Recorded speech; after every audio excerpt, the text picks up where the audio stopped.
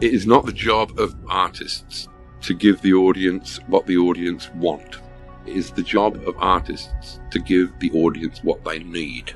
If the audience knew what they needed, then they wouldn't be the audience.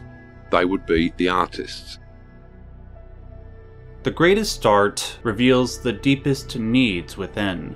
The greatest art provides an enlightening experience that you reflect on for years, even decades. It reminds you of why you love what you love, or hate what you hate, and the burning intensity these emotions can foster within.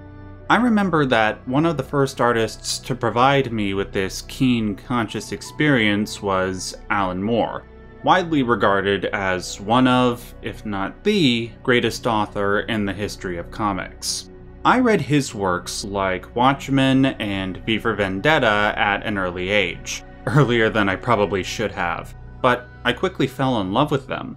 The reason why is the same reason often cited by others. There was an element to each of his stories that gave the audience what they needed, that enlightenment, that reflection, something you just didn't get from the majority of comics. Take Watchmen for example. That story provoked reflection in the reader with its central question: who watches the Watchmen?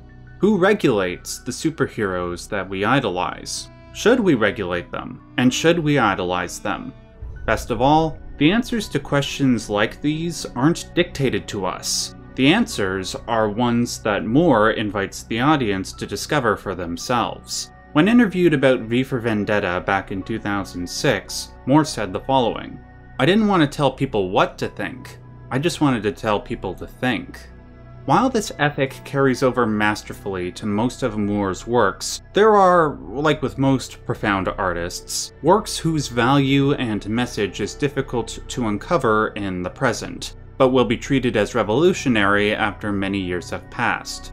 In the realm of movies, that would apply to the likes of Blade Runner and The Shining.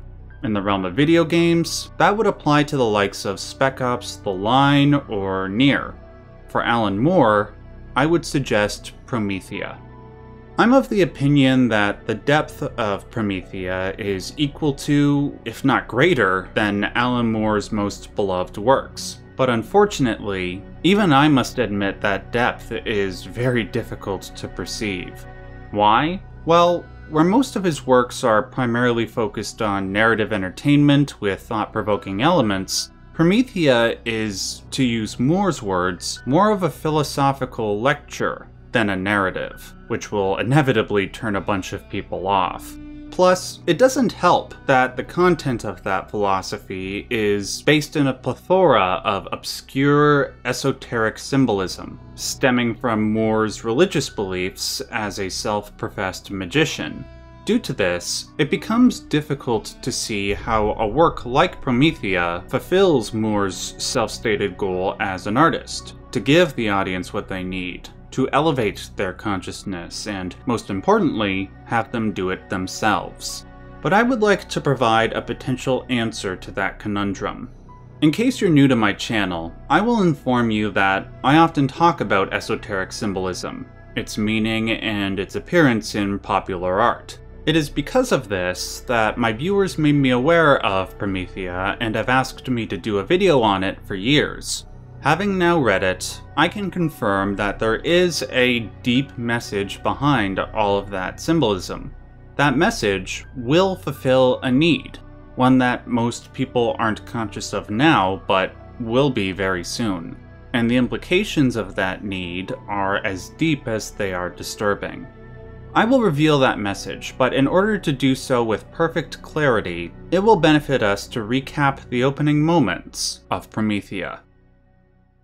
The story begins in 411 AD in Alexandria. A Christian mob is threatening to take the life of a local magician for his allegedly blasphemous acts. Before the mob arrives at his doorstep, the magician sends his daughter Promethea out into the wilderness.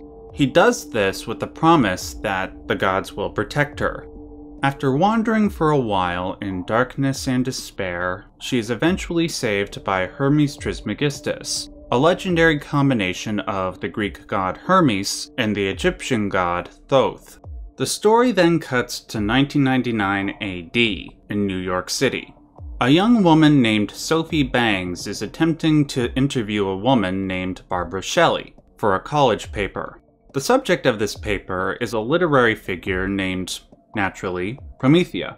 Sophie, amongst others, have noticed that the name Promethea shows up in a vast quantity of literature throughout the last few hundred years, most recently in the form of a comic book.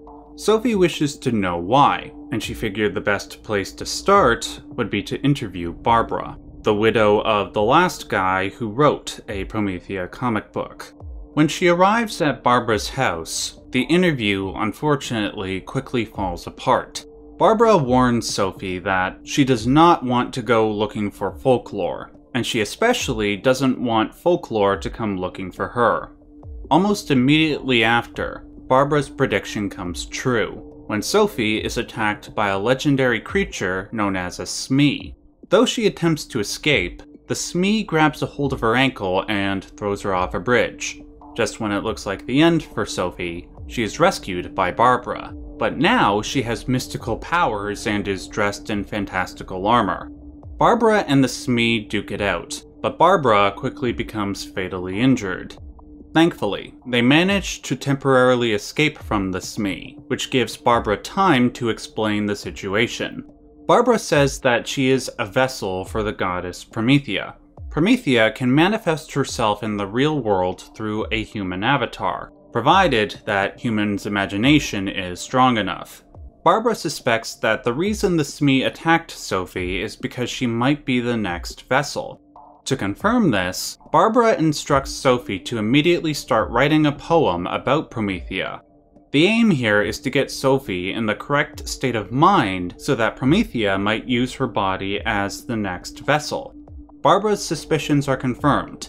Sophie transforms into Promethea and successfully defeats the Smee. For the rest of the story, Sophie uncovers the true history of the Promethea figure, where she came from, why she can do what she does, and what her ultimate goal is. The answer to all of this lies in the same esoteric tradition that many people study and/or worship in real life, the same one that Alan Moore lives by. To repeat what I said before, while the comic book makes absolutely brilliant use of esoteric symbolism from stuff like Kabbalah, tarot, Gnosticism, and alchemy, and does attempt to explain its purpose, it can easily get complicated for non-initiates. I will provide a clear explanation regarding the meaning of the symbols, and how Moore is trying to use them to fulfill a need in his audience. Let's start with two fundamental concepts in magic. The first being language. In the documentary The Mindscape of Alan Moore, Moore explains that to him and other magicians, most notably Aleister Crowley, the concept of magic is interchangeable with the concept of language itself.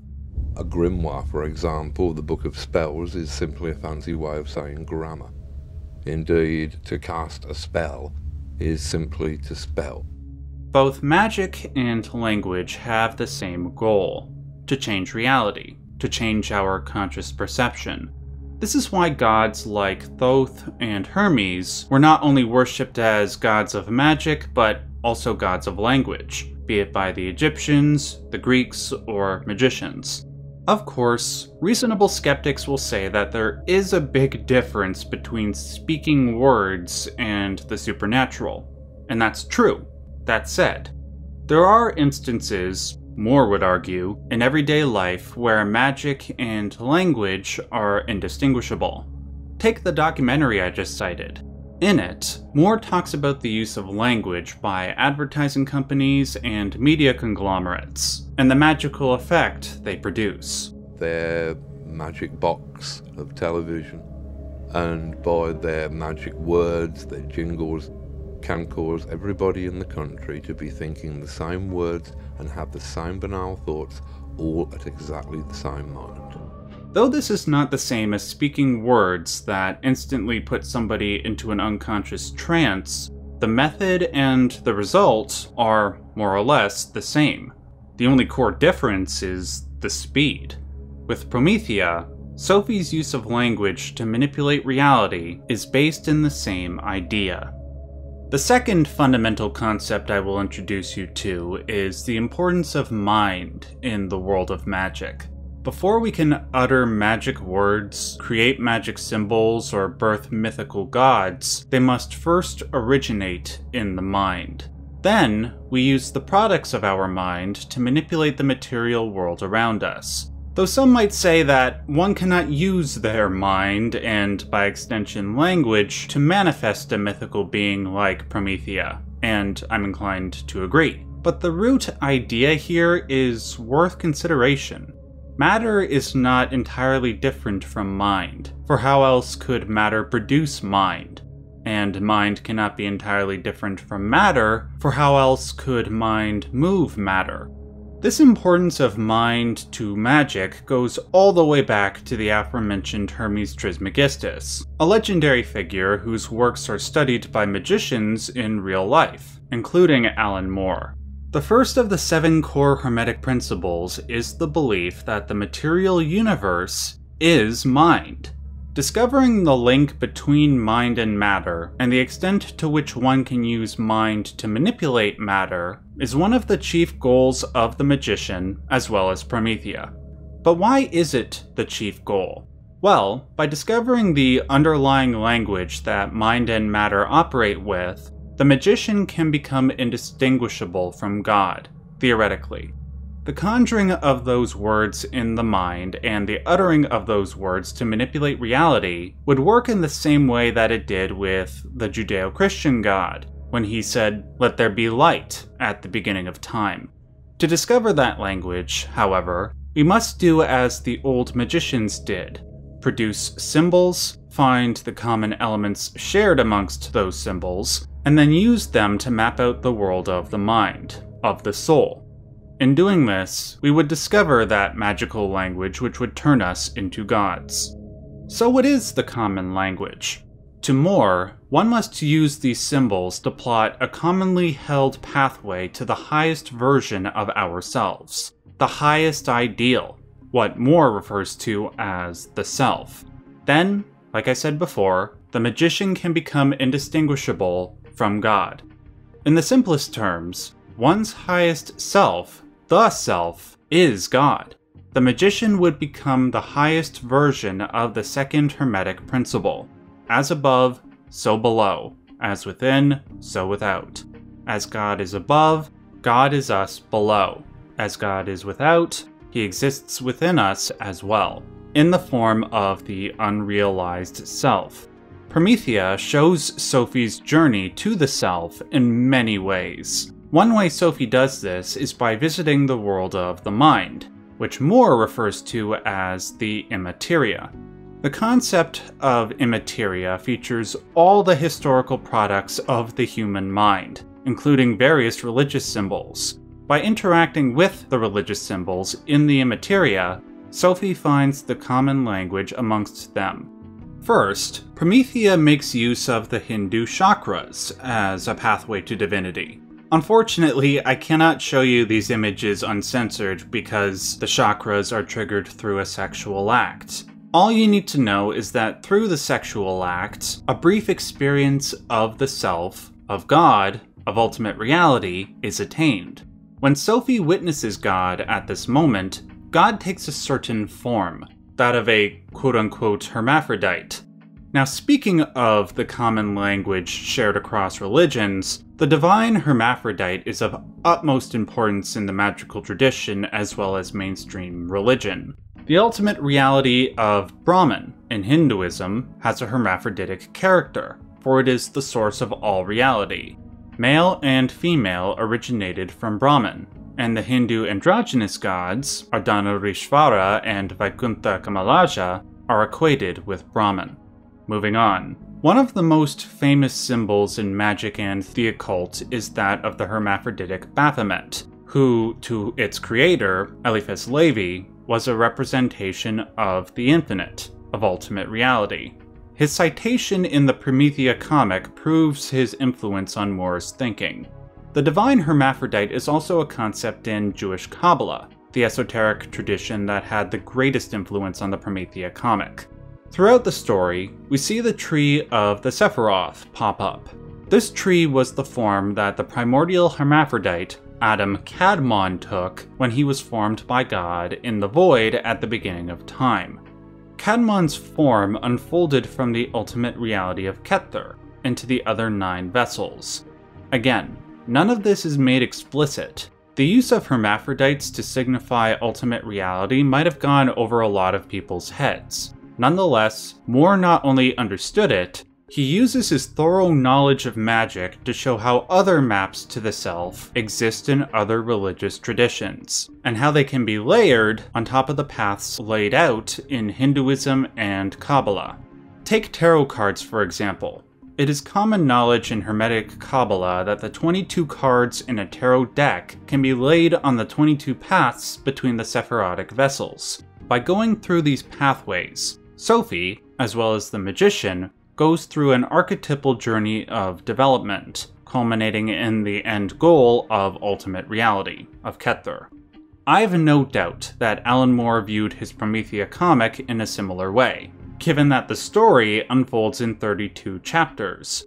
10 Sephiroth plus 22 paths equal 32 chapters. How about alchemy? In alchemy, the ultimate goal is the elixir of eternal life, held within the Philosopher's Stone. The process of creating the stone, most commonly, follows 7 steps. Steps that were mapped onto our knowledge of the solar system during the time of the Renaissance alchemists and those who existed prior. This is why, as Sophie climbs up the Sephirotic tree, we see the alchemical symbols for the planets pass by her. Her journey to ultimate reality parallels the alchemist's journey to the Philosopher's Stone. Later on, we see the union of the 4 classical elements, which produce the Philosopher's Stone. Finally, I will add a brief note on Christian Gnosticism. The goddess of wisdom in Christian Gnosticism was Sophia, which is the name that Sophie is sometimes referred to in Promethea. Just like the Gnostic Sophia, who fell into the material world from the immaterial heavens, the immateria if you will, and then sought to reunify with heaven, Sophie Bangs is attempting to do the same thing. Like I said at the beginning, I imagine, given the density of the esoteric imagery and its confusing exposition, the true meaning of Promethea likely went over most people's heads. Ultimately, it seems like it was Moore's attempt at trying to provide the hidden truth that lies at the bottom of every religion. Now, one question remains. Why is this something that people would need? Especially if you consider the increasingly secular world that we are living in. I have a radical theory I would like to pose. To quote Arthur E. Waite in his commentary on the works of Eliphas Levi, it is not the goal of magic to negate science. The goal is to create a world where the opposites of magic and science unite and live harmoniously. To some, such an idea seems preposterous, and it's understandable, given the way that science virtually obliterated the credibility of the supernatural in the second half of the 20th century. Having said that, Moore believes that for all the good science has given us, it has negated the side of humanity that yearns for cosmic meaning. It negates things like the reality of the mind, because that which is subjective is irreconcilable with objective science. As Moore lays out in Chapter 12, he believes that this embrace of the material world and negation of the immaterial will eventually reach a tipping point. People will return to the religions of the past and try to find the truth within, to find the cosmic meaning that they lack. Supposedly, this would signal the birth of a new aeon, where science and magic could coexist. If that happens, I wonder if one of the central religious myths will be something like Promethea, something that was misunderstood in its time, but in the end, fulfilled the audience's need. Then again, Moore thought the world would end in 2017, so who knows.